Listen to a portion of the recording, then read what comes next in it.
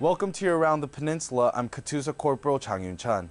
Real-world threats are a daily part of life in the Republic of Korea. Katusa Corporal Chung Won-ho joins the 33rd Korean Service Corps Company as they carry out a special training mission. The 33rd KSC Company sets up a mobilization station to ensure that during a contingency, the recruiting process of 500 mobiles a day proceeds smoothly. The recruiting process involves medical checks, ID cards and equipment issue, to training in case of chemical attacks.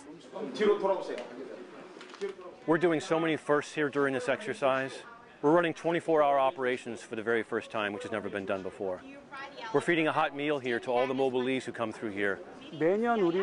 Today is the first time that we brought up enough equipment from Busan to outfit all 500 mobilees. Even though the exercise was similar in nature, the reality of it played a psychological effect on everyone, and we really felt as if we were at war. Overall, it helped us in carrying out our mission under a dire situation.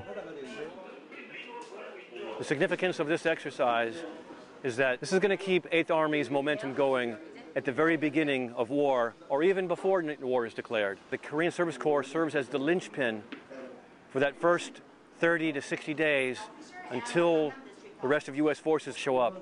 The Korean Service Corps is out there providing that support, that critical support that's needed to execute the plan. Katusa Corporal Chung Won-ho, Seoul, Korea. The Korean Service Corps was formed in 1950. One man's cardboard is another man's carnival. Specialist Aaron Loy explains. To one person, this might just be a pile of cardboard, but in the right hands, it's a recipe for fun and games. Camp Humphrey's Cardboard Carnival was inspired by a viral video online. 719th Military Intelligence Battalion's Alpha Company put on the event, and the creativity hasn't disappointed. First grader Lauren Shin enjoys the freedom it provides. I like the building because I can make anything what I want. There's no rules about it. I just can make whatever I want. Children aren't the only ones that got creative, according to event coordinator Derek Young. One of my sergeants has a degree in engineering that I didn't know about, and instead of just building a game, he made an entire booth for it. And we looked away for about 30 seconds, and we turned around and he had an entire booth constructed, and the game where you just throw something and you try to knock everything down. It was pretty cool. As cool as it was, there was one creation that stood taller than the rest. My favorite's actually the fort that's right here behind me. It was kind of a last-minute thing, how we're going to use the rest of the cardboard. So we just built a giant fort, and everyone hides it, but everyone still has a kid inside that likes to play in forts. Specialist Aaron Loy, Camp Humphreys, Korea. The event was the first of its kind at Camp Humphreys and was run entirely by volunteers. It's not every day airmen at Kunsan go to the machine gun range. Air Force Staff Sergeant Jose Rodriguez has the story.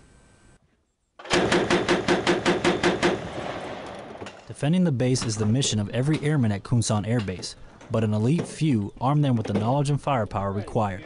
Lieutenant Colonel Ian Dynasing, commander of the 8th Security Forces Squadron, says these airmen are vital to that defense.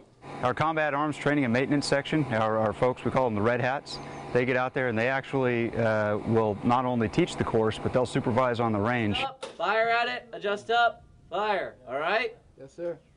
Here at the Jompion Range, Security Forces airmen are qualifying on the Mark 19 automatic grenade launcher. Combat arms instructors such as Senior Airman Michael Vu understand the importance of small arms training. It's important to Kunsan because we need to be ready to take on any hostiles, and the defenders need to be able to effectively just take out the threat on moment's notice if need be. The goal of this training is for airmen to effectively engage targets from 100 to 950 meters. The airmen are doing a phenomenal job. They really understand the weapon system. They know how to employ it, and they're proving it out here on the range today. As you can hear from the noise in the background, that's a different sound of freedom for us on the ground. At the end of the day, the Mark 19 is just one more tool these airmen are now prepared to use to defend the base. Staff Sergeant Jose Rodriguez, Jompion Range, Korea. The Mark 19 automatic grenade launcher replaced the earlier Mark 18 hand-cranked grenade launcher. Memorial runs are nothing new. Senior Airman Emma Duff tells us why this particular run is a little more special to airmen at Osan. Osan Air Base holds its first ever half marathon, the Stump Run, in honor of Senior Airman Corey Stump. Airman Stump lost his life during a hiking accident in May this year. His passion for fitness and a healthy lifestyle led to the idea of this memorial run. He loved PTing, obviously. He loved to work out. That's why we're doing this half marathon in his name. A fellow linguist and friend, Air Force Staff Sergeant Megan Kopka, participated in the 5K portion of the run. He was just a great person to be around. He was like really inspirational, and we miss him. It's okay.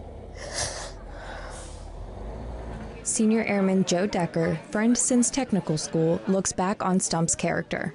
He was this big, really loving, caring person inside, but he was also really driven.